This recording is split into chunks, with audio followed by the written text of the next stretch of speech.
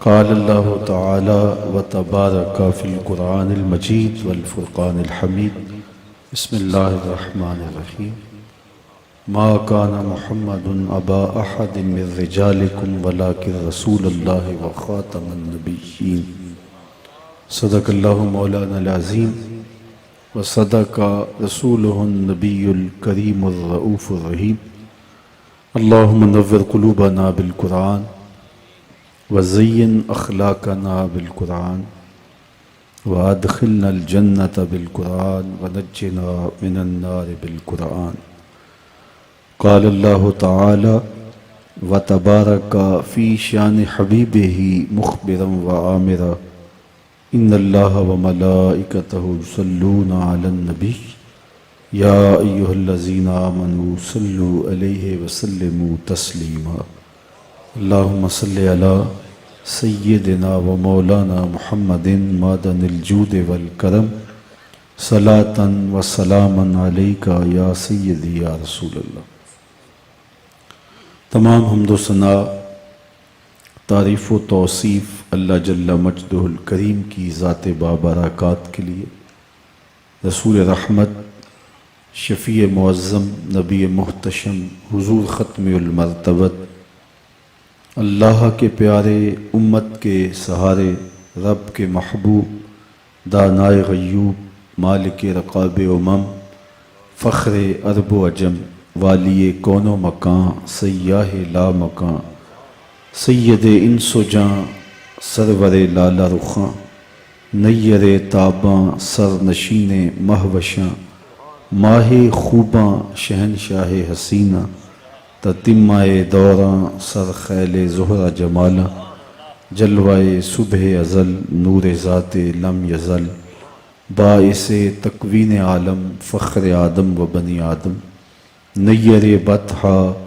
رازدار ما اوہا، شاہد ما طغا، صاحب علم نشرہ، معصوم آمنہ، احمد مجتبیٰ، حضرت محمد مصطفیٰ صلی اللہ علیہ وآلہ وسلم کے حضور ناز میں اپنی عقیدتوں، ارادتوں اور محبتوں کا خراج پیش کرنے کے بعد واجب الاحترام ذوی الاحتشام، معزز و مکرم سامعین، عالی مرتبت ذی وقار مشائخ اعظام، سادات کرام، السلام علیکم ورحمۃ اللہ وبرکاتہ۔ نماز عصر سے اس وقت تک یہ تقریب جاری ہے اور آپ مختلف عنوانات سے خطابات بھی سماعت کیے، حضور کی مدح و ستائش، وصف و کمال نظم کی صورت میں اور نثر کی صورت میں سننے کا موقع بھی آپ کو نصیب ہوا، اور ابھی دنیا کے معروف قرائے پاک کتاب کی تلاوت جس طرح اپنے خوبصورت لہجوں میں آپ کے سامنے کر رہے تھے، یقیناً آپ کے دل، روحیں سرشار تھیں، اور میں اب تھوڑے وقت کے لیے چند باتیں آج کی اس کانفرنس کے عنوان سے آپ کے سامنے رکھنے کے بعد اجازت چاہ لوں گا۔ اللہ تعالیٰ میری زبان پر کلمۃ الحق جاری فرمائے۔ میرا اور آپ کا یہ عقیدہ و ایمان ہے، اور اس پر پوری امت کا اتفاق ہے، یہ اجماعی قرآنی اور ہمارا اساسی اور بنیادی عقیدہ ہے کہ حضور اللہ کے آخری نبی اور رسول ہیں۔ حضور کے بعد نہ کوئی نبی آئے گا، نہ کوئی رسول آئے گا۔ پس خدا بر ما شریعت ختم کر، پس خدا بر ما شریعت ختم کر، بر رسول ما رسالت ختم کر۔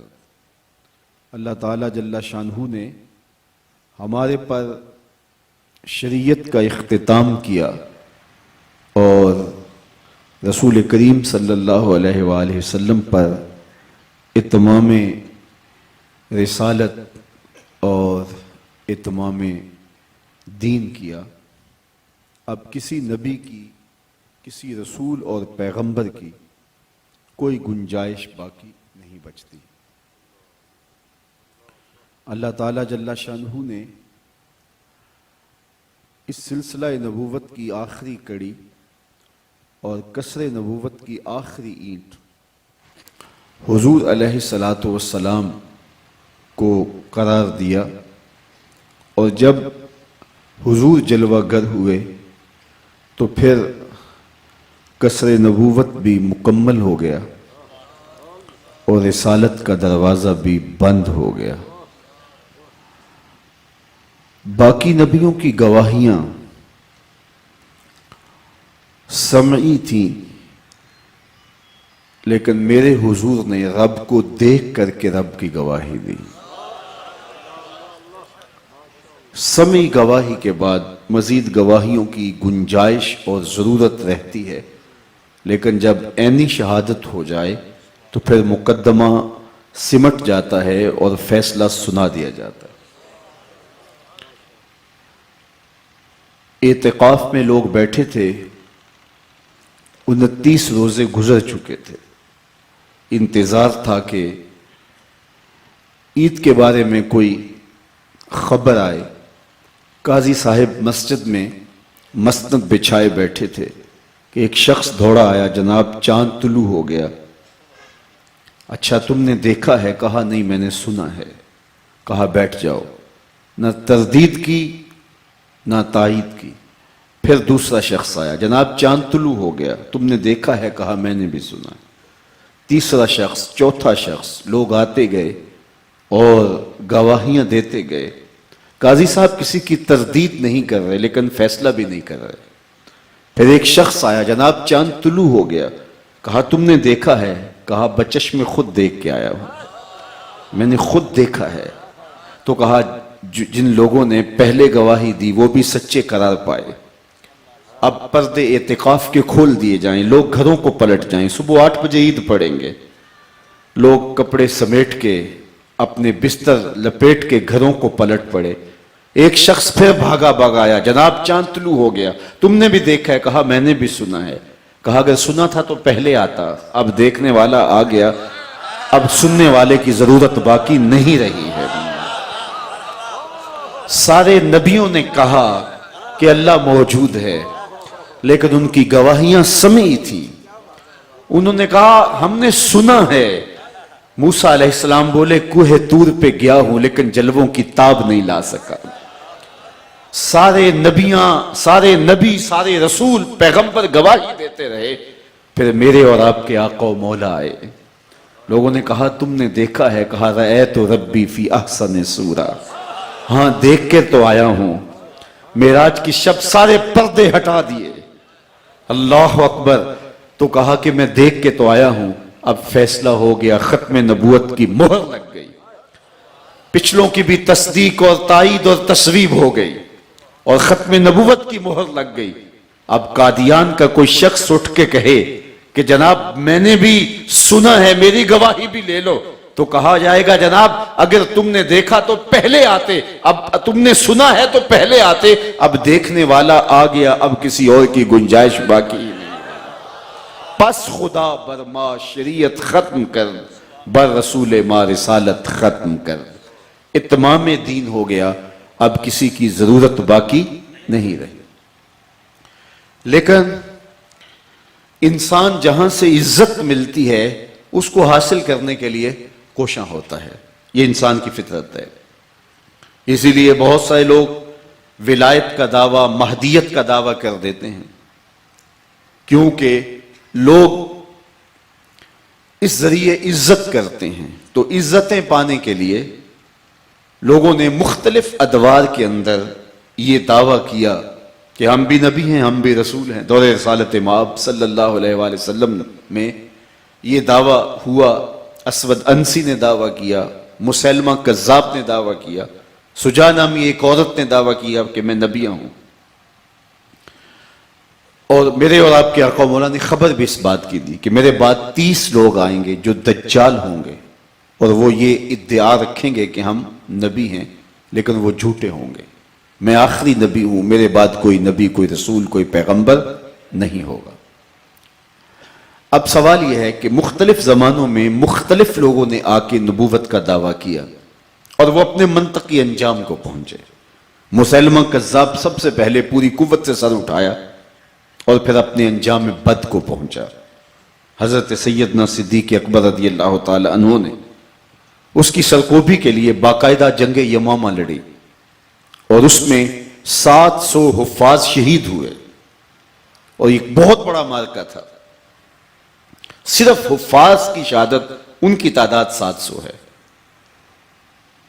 بلکہ جذبوں کا ایسا سیل رواں تھا کہ مسیلمہ کذاب کے جھوٹے لشکر کے ساتھ لڑتے ہوئے ایک صحابی کا پاؤں کٹ گیا، اور جب پاؤں کٹا تو اس کے جسم سے گودا بہنے لگا، پنڈلی سے گودا بہ رہا ہے، لیکن اس نے کٹے ہوئے پاؤں کو پکڑا اور کافر کے منہ پر دے کے مارا۔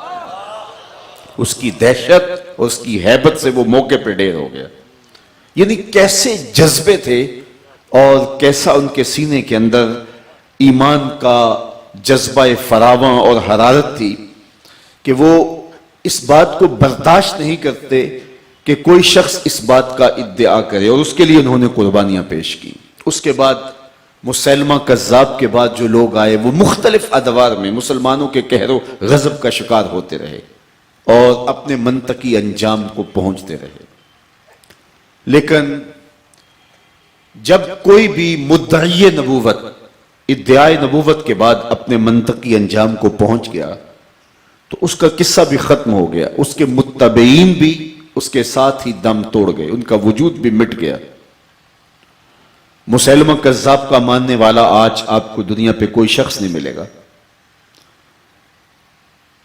اسود انسی کا ماننے والا آپ کو دنیا کے اوپر کوئی شخص نہیں ملے گا۔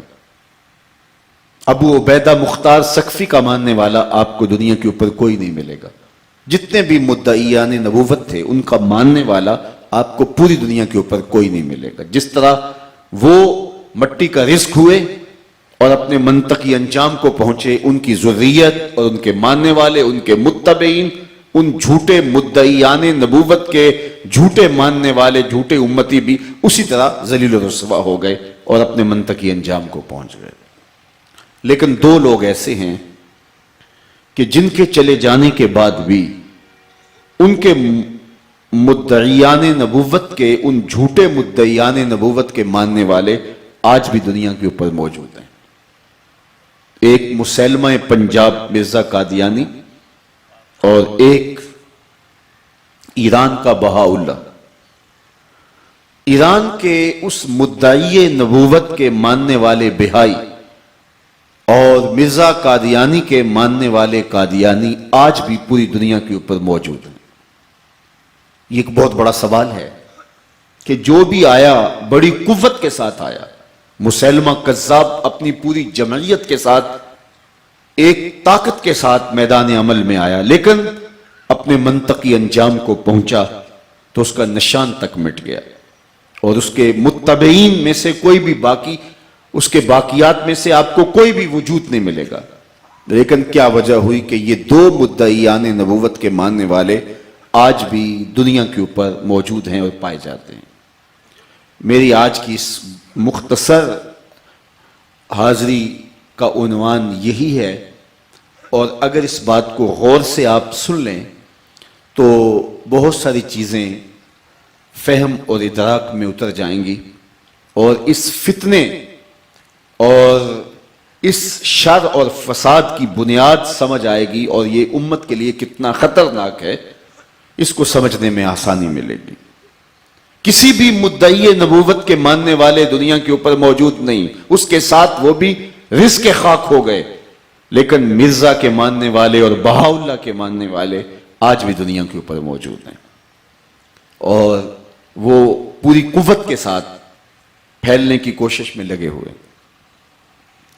اصل بات یہ ہے کہ مختلف ادوار میں لوگوں نے جو مدعی نبوت ہوئے، جنہوں نے اعلان نبوت کیا، وہ جھوٹی شہرت کی طلب میں میدان میں آئے اور انہوں نے اپنے گرد لوگوں کی جمعیت کو جمع کیا، لوگوں کو اپنے گرد اکٹھا کیا، لیکن جب اپنے منطقی انجام کو پہنچ گئے تو وہ سارے لوگ منتشر ہو گئے۔ لیکن یہ جو دو لوگ تھے یہ از خود نہیں آئے، ان کو کچھ قوتیں لے کر آئیں، ان کو کچھ نادیدہ ہاتھ لے کر آئے۔ تو جب ان کو کوئی لے کر آیا تو پھر ان کے مر جانے سے کوئی فرق نہیں پڑتا، وہ نادیدہ ہاتھ آج بھی ان کی پشت پر موجود ہیں اور ان کو پروان چڑھا رہے ہیں، اور مسلمانوں کو یہ بات سمجھنی چاہیے۔ ایک بدماش نے کہا کہ مسلمانوں کے اندر اگر 4 چیزیں ختم کر دی جائیں تو وہ تسخیر کر لیے جائیں گے، کیونکہ یہ امت مختلف مراحل سے گزری ہے، انہیں توڑا گیا، انہیں تقسیم کیا گیا، انہیں فرقوں میں بانٹا گیا، ان کو معاشی بحرانوں میں مبتلا کیا گیا، انہیں سیاسی بحرانوں میں مبتلا کیا گیا، ان کی جمعیت کو منتشر کرنے کے لیے کیا کیا طریقے کیے گئے، خلافت عثمانیہ کو توڑ کے اس کو حصوں میں بخروں میں تقسیم کیا گیا، لیکن یہ امت لٹتی ہے تو پھر کھڑی ہو جاتی ہے۔ جب ہلاکو خانے بغداد کو اجاڑا تھا تو کوئی کہتا نہیں تھا کہ امت پھر کبھی کھڑی ہوگی، انسانی سروں کا مینار تعمیر کیا گیا، اور اس قدر قتل عام ہوا کہ 3 دن تک دریائے دجلہ کا پانی خون بن کے بہتا رہا، لوگ اپنی جان چھپانے کے لیے تہہ خانوں میں چھپ گئے، اور پھر دجلہ کا بند توڑ دیا گیا، 1.25 لاکھ لاشیں ہم نے تہہ خانوں سے اٹھائیں۔ یہ ہماری دردناک کہانی ہے۔ کوئی کہتا نہیں تھا کہ مسلمان دوبارہ بھی اٹھ پائیں گے، دوبارہ بھی پنپیں گے، دوبارہ بھی ان کی نشت ہو سکے گی، لیکن پھر اسی ہلاکو خان کی اولاد کا ایک شخص ارغون خان مسلمان ہوتا ہے اور اسلام کا جھنڈا ہاتھ میں پکڑتا ہے۔ اقبال کہتا ہے کہ تو نہ مٹ جائے گا ایران کے مٹ جانے سے، تو نہ مٹ جائے گا ایران کے مٹ جانے سے، نشائے میں کو غرض نہیں پیمانے سے، ہے ایاں یورش تاتار کے افسانے سے، پاسباں کعبے کو مل گئے صنم خانے سے۔ آپ دیکھ لیجئے مختلف ادوار میں مسلمانوں کو توڑا گیا، ان کی جمعیت منتشر کی گئی، لیکن یہ پھر کھڑے ہو جاتے ہیں، اور اس امت سے یہی نے خوف لگا رہتا ہے کہ یہ شکستہ امت پھر نہ کھڑی ہو جائے۔ فروغ آدم خاکی سے انجم سہمے جاتے ہیں کہ یہ ٹوٹا ہوا تارا مہ کامل نہ بن جائے، لیکن ہر دور میں ایسا ہوا، یہ شکستہ اور ٹوٹا ہوا تارا پھر مہ کامل بن کے چمکا، اور اس نے اجالے کیے اور اندھیروں اور ظلمتوں کو بھگا دیا۔ تو انہوں نے کہا کہ کس طرح اس امت کی جمعیت کو توڑا جائے اور وہ دوبارہ اٹھ نہ سکیں، دوبارہ پنپ نہ سکیں۔ تو پہلے تو اس بات پہ غور کیا جائے کہ وہ کون سے عوامل ہیں کہ جو اس شکستہ امت کو پھر کھڑا کر دیتے ہیں، ان بے پرو بال کو پھر پرو بال دے دیتے ہیں۔ تو کہا 4 چیزیں ہیں جو اس امت کو مرنے نہیں دیتی۔ ایک چیز جو اس امت کو مرنے نہیں دیتی وہ قرآن مجید ہے، جو اس امت کو زندہ رکھے ہوئے ہے، اور قرآن مجید کی جو روح ہے وہ دلوں میں ہلچل پیدا کر دیتی ہے، اور شکستہ درماندہ مٹی کٹی لٹی بے آباد اور خانمہ برباد امت کو پھر اپنے پاؤں پہ قرآن کھڑا کر دیتا ہے۔ ابھی قرآن پڑھا جا رہا تھا، کتنے لوگ ہوں گے جن کو اس کے ترجمے اور مفہوم سے آگہی ہو رہی ہوگی؟ بہت کم لوگ تھے، علماء، مشائخ اور چند ایسے لوگ جو قرآن مجید کے ترجمے سے شغف رکھتے ہیں، وہ یہ سمجھ پا رہے ہوں گے کہ قرآن مجید کی جو تلاوت ہو رہی ہے اس کا مفہوم کیا ہے۔ باقیوں کو مفہوم کی سمجھ نہیں آ رہی تھی، لیکن قرآن کا لطف روح میں اتر رہا تھا، قرآن کا نور دل میں اتر رہا تھا، قرآن کا نور دل میں اپنی جگہ بنا رہا تھا۔ یہ قرآن ہے، کتاب زندہ ہے قرآن۔ اقبال نے کہا تھا کتاب زندہ قرآن حکیم حکمت او لا یزال است و قدیم، یہ کتاب زندہ ہے۔ بلکہ آگے چل کسی نظم میں اقبال بولتے ہیں فاش بھی گوئم آنکھ در دل مزمرست، این کتاب نیست چیزیں دیگرست۔ میں کھل کے نہ کہہ دوں جو میرے سینے میں چھپا ہے یہ کتاب نہیں، یہ کوئی اور ہی شے ہے، یہ مردہ قوموں کو کھڑا کر دینے والی کتاب ہے۔ اور یہ امت جب اس کتاب سے جڑتی ہے تو اس کتاب سے زندگی ملتی ہے، یہ حیات آفری کتاب ہے، اس کا لفظ لفظ روشنی بانٹتا ہے، اس کا حرف حرف اجالے بانٹتا ہے، نور و نکھت سے مالا مال یہ کتاب دلوں کی مردہ زمینوں اور بنجر زمینوں کو حیات نو بخشتی ہے۔ تو کہا ایک قرآن مجید ہے جو ان کو زندگی دیتا ہے، اس کی فکر کبھی فرسودہ نہیں ہوئی، اس کا فلسفہ کبھی پرانا نہیں ہوا، قرآن مجید کا پیغام روحوں میں اترتا ہے اور گھر کرتا چلا جاتا ہے۔ دنیا کے کسی بھی خطے میں رہنے والے لوگ ہوں، اسلام کے ساتھ ان کا تعلق اس کتاب کی وجہ سے مضبوط رہتا ہے۔ یہ جب سرخ انقلاب آتا ہے تو روس میں قرآن مجید چھین لیے جاتے ہیں، اور جس گھر میں قرآن مجید کا کوئی ایک ورق اور ایک پارا بھی ملتا ہے سخت سے سخت سزائیں دی جاتی ہیں۔ مساجد کو تالے لگ گئے اور قرآن مجید چھین لیے گئے، مدارس اجاڑ دیے گئے، اور کوئی نہیں کہتا تھا کہ یہ دوبارہ بھی کھڑے ہوں گے۔ لیکن آج دنیا کے خطے پہ یہ جو آزاد ریاستیں ہیں، اس وقت جو اسلام کے جتنا قریب وہ ہیں اور جس قدر سینے کے اندر حرارت اور ایمان کی بہاریں وہ لیے ہوئے ہیں، یہ قرآن کی برکت سے۔ میاں قرآن تو چھین لیا گیا، لیکن قرآن مدارس سے اٹھا لیا گیا، مساجد سے اٹھا لیا گیا، گھروں سے اٹھا لیا گیا، لیکن ماؤں نے لوریاں دے کے بچوں کو قرآن پڑھایا۔ تو قرآن اس امت کی زندگی ہے، قرآن اس امت کو کھڑا کر دیتا ہے۔ ایک تو قرآن جب تک ان کے اندر موجود ہے اتنی دیر تک یہ قوم، یہ امت ناقابل تسخیر ہے۔ دوسری چیز جو اس امت کو، اس قوم کو مرنے نہیں دیتی، وہ حج کا اجتماع ہے۔ یہ مسلمانوں کی وحدت کی علامت اور ضمانت ہے۔ جتنا خوبصورت نظم مسلمانوں کو دیا گیا ہے پوری کائنات میں کسی اور کے پاس نہیں ہے۔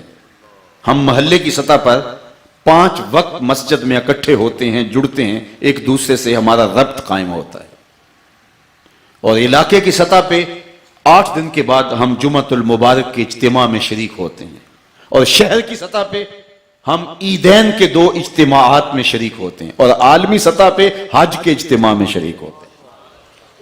گلی سے لے کر کے عالمی سطح تک ہمارا ایک اجتماعی نظم ہے، اور حج پوری دنیا کے مسلمانوں کو باہم جوڑتا ہے اور ان کو وحدت کا سبق دیتا ہے۔ مختلف خطوں سے، علاقوں سے اور مختلف شہروں اور بستیوں سے آئے ہوئے لوگ ایک ہی صدائے دل نواز لبیک اللہم لبیک کا ترانہ پڑھ رہے ہوتے ہیں۔ تو حج اس امت کی وحدت کی ضمانت ہے۔ تو جب تک حج موجود ہے اس امت کو ختم نہیں کیا جا سکتا۔ تیسری چیز جو اس امت کو مرنے نہیں دیتی اور ان کی قوت ختم نہیں ہونے دیتی وہ جہاد ہے۔ جہاد اس امت کے عروج اور اس امت کے باق پن کی علامت ہے، اسے اسلام کی چوٹی قرار دیا گیا۔ تو جہاد کی قوت اور جہاد کا جذبہ جب تک ان کے سینوں سے چھین نہیں لیا جاتا اتنی دیر تک یہ ناقابل تسخیر ہی رہیں گے۔ اور چوتھی چیز جو مسلمانوں کو مرنے نہیں دیتی اور وہ عشق رسول ہے صلی اللہ علیہ وسلم۔ یہ بھوکے اور پیاسے تو رہ سکتے ہیں لیکن حضور کے نام کا سودا نہیں کر سکتے۔ یہ اپنا سب کچھ لٹا دیتے ہیں اس مبارک نام پہ، اور پھر بھی کہتے ہیں حق تو یہ تھا کہ حق ادا نہ ہو۔ یہ جب اپنے دل کا سودا کرتے ہیں تو مدینے کی گلی میں ہی کرتے ہیں۔ تو یہ 4 چیزیں ہیں جو ان کو ناقابل تسخیر بناتی ہیں، اور اگر ان کے سینوں سے یہ 4 چیزیں چھین لی جائیں تو پھر یہ جب مریں گے، جب ان کو توڑا جائے گا، تشتت افتراق میں مبتلا کیا جائے گا، تو پھر دوبارہ کبھی اٹھ نہیں پائیں گے۔ لہٰذا ان سے ان 4 چیزوں کو چھینا جائے اور ختم کیا جائے۔ جہاد کے خاتمے کے لیے ٹاس دیا گیا مرزا قادیانی کو، اور وہ خود اپنی کتابوں میں لکھتا ہے کہ ممانعت جہاد کے لیے میں نے اتنی کتابیں لکھی ہیں کہ 50 الماریاں بھر سکتی ہیں۔ اطراف و اکناف عالم میں اس نے لٹریچر لکھ لکھ کے پہنچایا کہ اب میں آ گیا ہوں، اب جہاد ختم ہو گیا ہے۔ تو اس کو ٹاسک یہی دیا گیا تھا کہ جہاد کے خاتمے کی بات کرو تاکہ مسلمانوں کے اندر سے اس روح کو ختم کیا جائے اور اس روح کو نوچ لیا جائے۔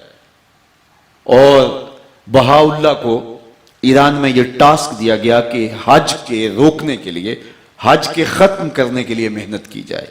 اور اس نے کیا کیا؟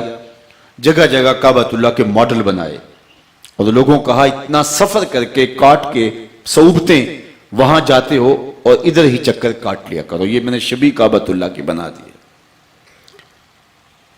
اور اسی طرح کتاب اللہ سے دور رکھنے کے لیے انہوں نے کوششیں کی اور لوگوں کو قرآن مجید سے، کتاب اللہ سے صرف رسمی تعلق رہ جائے، یہ قرآن مجید کے معانی و مطالب اور اس کے مفاہیم سے آگاہی نہ پا سکیں، اور اس کے لیے مدارس کو اجاڑا گیا۔ اور یہ کہانی ہے اس وقت کی جب بر صغیر پاک و ہند میں انگریز کے ناپاک قدم آئے، تو اس وقت مدارس دینیہ کو اجاڑ دیا گیا، علماء کو کالے پانیوں کی سزا دی گئی، توپوں کے دھانوں پر باندھ کر کے جو ہے وہ ان کو اڑا دیا گیا تاکہ نہ رہے بانس نہ بجے بانسری۔ تو یہ علماء ہی حق کی آواز بلند کرتے ہیں، تو یہ نہیں رہیں گے تو پھر کون حق کی آواز بلند کرے گا؟ ان سے مدارس چھین لیے گئے اور ان کو بے گھر کر دیا گیا۔ لارڈ مکالے کے نصاب تعلیم سے جو ہے وہ مدارس بالکل اجڑ کے رہ گئے، لیکن اللہ علماء کی قبروں پہ کروڑوں رحمتوں کا نزول فرمائے۔ مدارس اجڑ گئے، انہوں نے کہا کہ یہ عمارتوں کا دین محتاج نہیں ہے، وہ پپل کے درخت کے نیچے بیٹھے اور وہی مدرسہ قائم ہو گیا۔ اور چوتھی چیز جو انہوں نے ختم کرنے کی سازش کی، وہ اللہ کے محبوب علیہ الصلوۃ والسلام کی محبت کو سینوں سے اچکنے کے لیے کوشش کی، اور آقا کریم علیہ الصلوۃ والسلام کے مبارک نام کو اور حضور کی ذات کو متنازع بنانے کے لیے جو ہے وہ بدکاری کی، اور بر صغیر پاک و ہند کے اندر فرقہ بندی کی بنیاد ڈالی۔ اور یہ دردناک کہانی ہے کہ جس زمانے میں مدارس کو اجاڑا جا رہا تھا، اگر کچھ مدارس کی سرپرستی ہو رہی تھی تو یہ ایک سوالیہ نشان ہے، ایسا کیوں تھا؟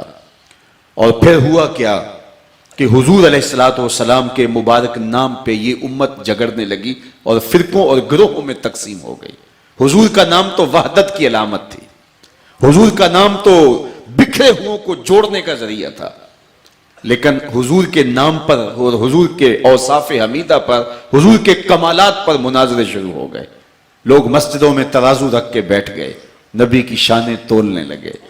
ایک کہنے لگا سیر ہے، دوسرا کہتا ہے سوا سیر ہے، تیسرا کہتا ہے کہ ایک چھٹانک اور ڈال لو۔ میاں اس کو تولنے لگے ہو جو تولا نہیں جا سکتا، اس کو ناپ رہے ہو جو ناپا نہیں جا سکتا۔ سونار کے چھوٹے سے ترازو پہ رتی اور ماشے کا حساب تو ہو سکتا ہے، لیکن منوں اور ٹنوں کا حساب نہیں آ سکتا۔ عقل کے ترازو پہ آپ کو شوق ہو تو مجھے تول لیں، مجھے شوق ہو تو آپ کو تول لوں، لیکن جو نبیوں کا بھی امام ہو اس کو کیسے تولا جا سکتا ہے؟ ڈٹھے ورق قرآن دے پھول سارے، ڈٹھے ورق قرآن دے پھول سارے، تیری شان جیا نہیں کوئی ہور ڈٹھا، تیری شان دا کرے مقابلہ جڑا انہوں عاشقاں اصلی چور ڈٹھا۔ کوئی نور آکھے کوئی بشر آکھے، پیندہ رات دنے ایہو شور ڈٹھا، اللہ والیاں گل مکا دیتی تساں ہور ڈٹھا اساں ہور ڈٹھا۔ تم نے حلیمہ کی بکریوں کے پیچھے پیچھے دیکھا ہے، سدرہ پر جبریل کے آگے آگے نہیں دیکھا۔ اور ایک قوال بولا تو نے یوسف کو کنویں میں دیکھا تو کیا دیکھا؟ ارے ناداں جو مطلق تھا مقید کر دیا تو نے، تو ابھی تک کنویں میں دیکھ رہا ہے، وہ مصر کے تخت کا مالک بھی بنا ہوا ہے۔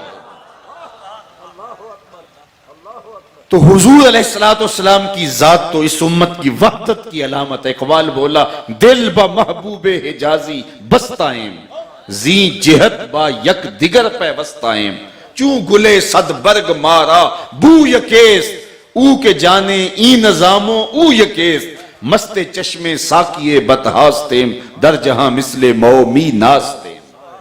میری اور آپ کی محبت کا سبب کیا ہے؟ آپ مجھے پلکوں پہ بٹھا رہے ہیں، آپ کی پیشانیوں کی چمک اور آپ کی آنکھوں کا نور اور اس پہ لکھا ہوا پتلیوں پہ محبت کہ پیغام یہ کیا بتا رہے ہیں، میں کون ہوں، میری کیا حیثیت ہے. اسی لیے محبت سے مجھے دیکھ رہے ہیں، میں تمہارے رسول کا نام لیتا ہوں. میرے استاد جھوم کے ایک مصرع شعر پڑھا کرتے تھے، محمد کی وساطت سے محبت تیری میری ہے. یار آپ بڑے بڑے عمرا، بڑے بڑے اہل علم، آپ نیچے بیٹھے ان مشائخ کو، سادات کو اوپر بٹھایا ہے. کیوں بٹھایا ہے، کیوں عزت دیتے ہیں؟ اسی وجہ سے کہ کوئی حضور کی نسل سے ہے، کوئی حضور کے دین کا خادم ہے. کسی کے لبوں پر قرآن کے نغمے ہیں اور کسی کے سینے میں حدیث کا نور ہے.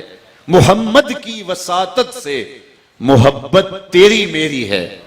محبت اصل ہے ان کی، نہ تیری ہے نہ میری. تو وہ بنیاد ہے. دل با محبوب حجازی بستائم، زی جہت با یک دیگر پیوستائم. ہزاروں قومیں وجود میں آئیں، دہر میں خشک و تر کے رشتے سے. ہم نے بنیاد دوستی رکھی یاد خیر البشر کے رشتے سے. تو حضور کی محبت تو انسانوں کو جوڑتی ہے. بلال حبشے سے تھے، صہیب روم سے تھے، سلمان فارس سے تھے، حضرت سعد مدینے کے رہنے والے تھے، حضرت ابو بکر عمر رضی اللہ تعالیٰ عنہما مکے کے رہنے والے تھے، لیکن سب کو جوڑ کے ایک برادری بنا دیا. اور دوسرا رشتے میں سکا چچا لگتا تھا ابو لہب. اسے کیا کہا؟ لکم دینکم ولی یدین، تیرا دین تیرے ساتھ، ہمارا دین ہمارے ساتھ. نسب ایک ہے، خاندان ایک ہے، زبان ایک ہے، لیکن کہا تو اور ہے ہم اور ہیں. اور سلمان فارس سے آیا تھا، سینے سے جوڑ کے کہا سلمان منا اہل البیت، سلمان میرے اہل بیت سے. کول ہندیاں بھی کئیاں اپنا نہ جانیاں، دل والے آکیا دلدار آ گئے. تو یہ تو نسبت جوڑتی ہے. تو حضور کا نام، حضور کا ذکر اور آقا کریم کی محبت انسانوں کو باہم جوڑتی ہے. تو یہ چار چیزیں ہیں.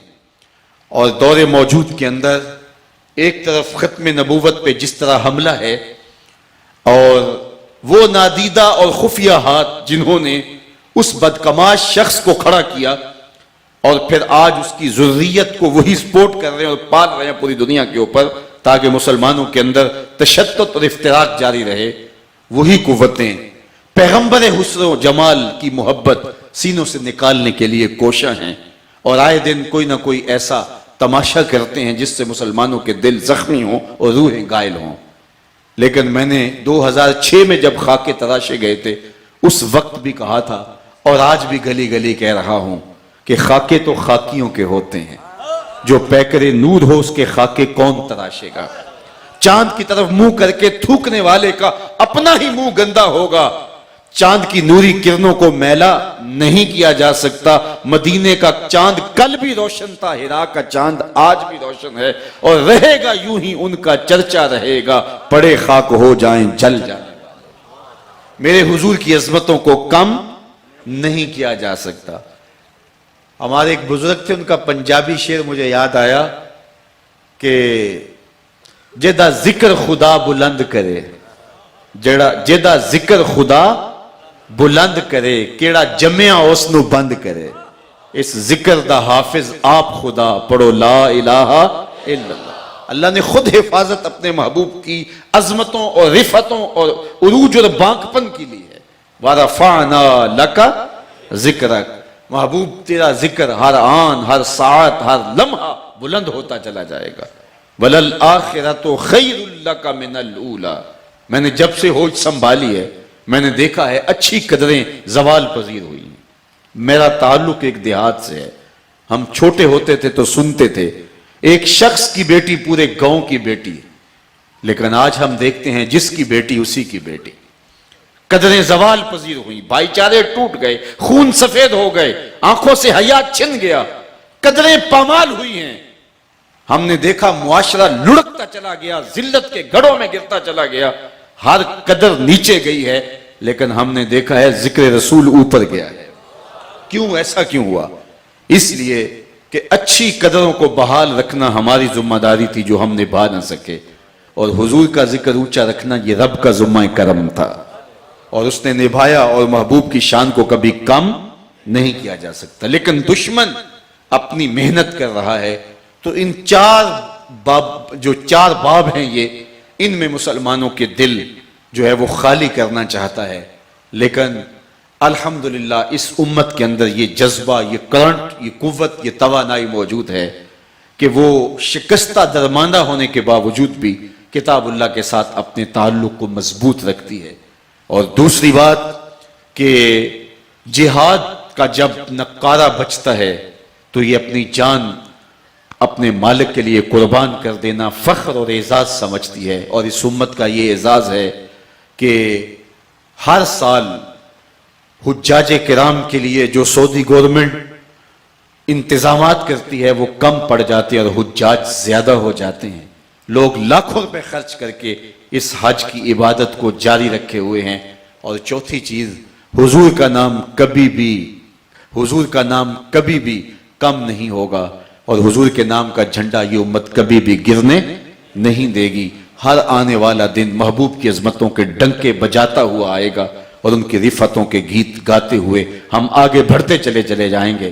تو یہ دو ذریتیں ان جھوٹے مدعیان نبوت کی اس لیے باقی اور قائم ہیں کہ ان کو ان سرپرستوں نے اور ان آقاؤں نے آج بھی باقی رکھا ہے تاکہ مسلمانوں کے اندر تشدد اور افتراق جو ہے وہ قائم رکھا جائے۔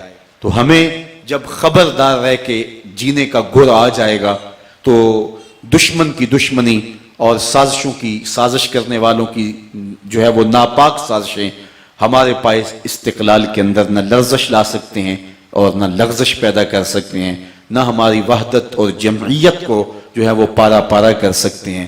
اس وقت امت کو ضرورت ہے کہ وہ حضور کے نام پہ جمع ہو، کتاب اللہ کے ساتھ اپنے تعلق کو مضبوط کریں، روزانہ ایک رکوع کم از کم کتاب اللہ کی تلاوت اپنے معمولات میں شامل کریں، اور اپنی نسلوں کو آج سے ہی کتاب اللہ کی تعلیمات سے روشناس کروائیں اور کتاب اللہ کی تلاوت ان کے اوپر لازم کر دیں۔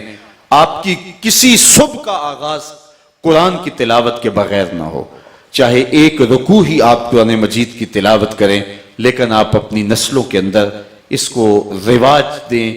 اس کا نتیجہ یہ ہوگا کہ یہ سلسلہ پھر آگے نسلوں تک پھیلتا چلا جائے گا۔ لیکن آج اگر ہم نے اس میں سستی برتی تو آنے والے دور میں ہماری نسلیں اس دولت سے محروم ہو جائیں گی۔ اور دوسری بات، آقا کریم علیہ السلام کی محبت اور حضور کا عشق، یہ ہم اپنی نسلوں کے اندر ہمیشہ باقی اور زندہ رکھیں، اور کثرت کے ساتھ حضور کا ذکر کرنا اور درود و سلام کا اپنے گھروں میں اہتمام کرنا، یہ حضور سے محبت اور حضور سے پیار کی نہضت کا سبب اور ذریعہ ہے۔ ہمارے ہاں جو محافل میلاد اور حضور کے نام سے مختلف مجالس منعقد کی جاتی ہیں، محافل نعت کی جاتی ہیں، یہ بھی سبب ہیں حضور کے ساتھ محبت اور وابستگی کا۔ صرف ہم اتنا کریں کہ ان کو مرتب کر لیں اور ان کو منظم کر لیں۔ یہ کوئی پیشہ نہیں ہے، یہ حضور علیہ السلام کی بارگاہ میں دربانی کا نام ہے۔ تو عقیدتوں کے سانچوں میں ڈھل کر کے جب ہم ان اجتماعات کو منعقد کریں گے تو اس کے لازمی نتائج انشاءاللہ ظہور پذیر ہوں گے۔ اسی طرح باقی جو امور دین ہے ان کی طرف ہماری بھرپور توجہ ہونی چاہیے۔ چونکہ وقت اتنا زیادہ ہو گیا ہے تو میں چونکہ مغرب سے لے کر عشاء تک گفتگو کرنے کی عادت پختہ کر چکا ہوں، تو عشاء کے بعد اگر کبھی کسی جلسے میں تاخیر ہو جائے اور مجھے تاخیر سے بولنا پڑے تو مجھے ایک عجیب سی اندر سے بے چینی ہو رہی ہوتی ہے کہ جس طرح میں لوگوں کے ساتھ زیادتی کر رہا ہوں۔ اگرچہ آپ شوق کے ساتھ بیٹھے سن رہے ہوں گے، لیکن میرے اندر کی کیفیت یہی ہے کہ میں بات کو مختصر سے مختصر ترین کروں۔ وہ کیا کسی نے کہا تھا، زمانہ تو سن رہا تھا بڑے شوق سے، ہم ہی سو گئے داستاں کہتے کہتے۔ آپ کے جذبوں کو سلام، آپ کی محبتوں کو سلام۔ نماز عصر سے اس وقت تک بیٹھے ہیں اور نماز عشاء بھی آپ سب لوگوں نے ادا کرنی ہے، تو میں اپنی گفتگو کو طوالت دینے کی بجائے علامہ اقبال کے شعر پہ اپنی گفتگو کو ختم کرتا ہوں۔ کی محمد سے وفا تو نے تو ہم تیرے ہیں، یہ جہاں چیز ہے کیا لوح و قلم تیرے ہیں۔ اقبال کہتا ہے حضور سے وفا کرو، پھر قلم بھی تمہیں دے دیں گے، تختی بھی تمہیں دے دیں گے، پھر جو لکھنا ہوا خود لکھ لینا، پھر تمہاری تقدیر کے فیصلے واشنگٹن میں نہیں ہوں گے بلکہ خدا بندے سے خود پوچھے گا بتا تیری رضا کیا ہے۔ شرط یہ ہے کہ حضور کے ساتھ وفا کا رشتہ مستحکم ہو۔ وآخر دعوانا ان الحمدللہ رب العالمین۔ دعا بھی حضرات گرامی ایک مرتبہ سورہ فاتحہ 3 دفعہ اخلاص سورہ اخلاص تلاوت فرمائیں، اور اس کے بعد جناب بشارت علی شانی غوری مرحوم ان کے لیے علامہ الحاج صابر ایوب نقشبندی صاحب کے والد گرامی کی بلندی درجات کے لیے عالمی مبلغ اسلام حضور قبلہ پیرزادہ محمد رضا ثاقب مصطفی آپ حضور دعا فرمائیں گے۔ تمام حضرات ایک مرتبہ سورہ فاتحہ 3 دفعہ سورہ اخلاص اول و آخر درود شریف اور حضرت کے مل کریں، حضرت والا دعا فرمائیں گے۔ مصطفیٰ جان رحمت پہ لاکھوں سلام، شمع بز میں ہدایت پہ لاکھوں سلام، شمع بز میں ہدایت پہ لاکھوں سلام۔ ہم یہاں سے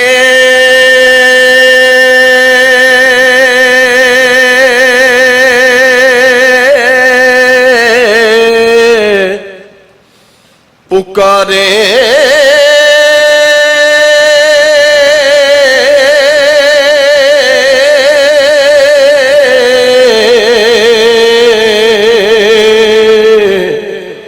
آقا مدینے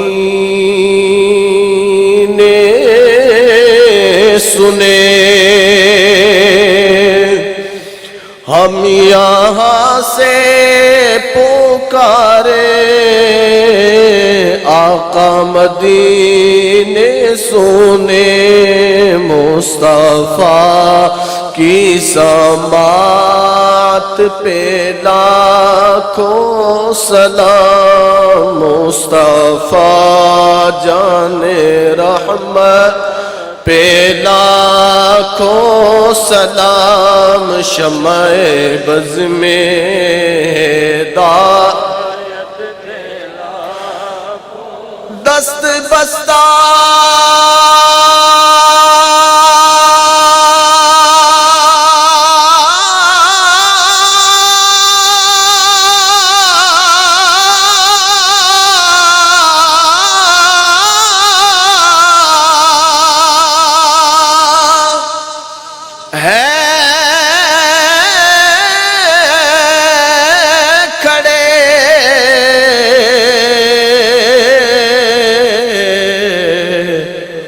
آقا حاضر غلام، اور پیش کرتے ہیں غلامانہ سلام۔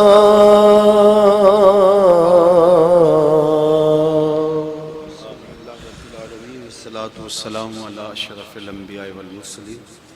اللہ اٹھے ہوئے ہاتھ کبھی خالی نہ موڑنا، اور پھیلی ہوئی جھولیاں ہمیشہ رحمتوں سے بھر دینا، بخت کی بہاریں نصیب کر دینا، مقدر کی خزائیں رخصت کرنا، جئیں تو تیرے لیے مریں تو تیرے دین کے لیے، اور زندگی کی آخری ہچکی تک تیرے رسول کے وفادار رہیں۔ ہر علت سے، ہر قلت سے، ہر ذلت سے رہائی عطا کر، اپنے پاک نبی کے در کی گدائی عطا کر، نفس و شیطان کے مکر و فریب سے، دجل و تلبیسات سے ہماری حفاظت کر دے۔ اللہ اس درسگاہ کو قیامت تک آباد رکھنا، اس کی رونق کے سلامت رکھنا۔ اللہ جتنے بچوں نے حفظ قرآن کی سعادت پائی، کتاب رحمت پر ان کو عمل کرنے کی توفیق نصیب کرنا، کتاب اللہ کے تقاضوں پہ عمل کی توفیق عطا کر دینا۔ ہمارے محترم علامہ صابر ایوب صاحب اور ان کے دیگر رفقاء کار جو یہ سلسلہ محبت لیے ہوئے اپنے شب و روز وقف کیے ہوئے ہیں، اللہ انہیں جزائے خیر عطا کر دے، ان کی مساعی جمیلہ اپنی بارگاہ میں قبول فرما، ان کو اس کا بہتر دنیا میں اور آخرت میں صلہ عطا فرما دے، اور اپنی خاص کرم نوازیوں کے اجالے ان کے خاندان کو، ان کے رفقاء کو، ان کے خاندانوں کو نصیب کر دے۔ جتنے لوگ اس اجتماع محبت میں تشریف لائے، اللہ واپس گھروں میں پہنچنے سے پہلے اس اجتماع کی برکتیں سب کے گھروں تک پہنچا دے۔ حضور خاتم النبیین کے ساتھ ہماری لازوال محبت کا رشتہ اور مستحکم کر دے۔ ہماری نسلوں کے اندر غیرت محبت رسول پیدا فرما دے۔ اے اللہ ایک ایک شخص کو خیریت و عافیت کے اجالے عطا کر دے۔ جن بزرگوں کے لیے دعا کا کہا گیا، اتنے لوگوں کی تڑپتی آمین کے ساتھ دعا ہے، اللہ انہیں ان کی قبروں کو اپنی رحمتوں سے بھر دے، روشنیوں اجالوں سے مالا مال کر دے۔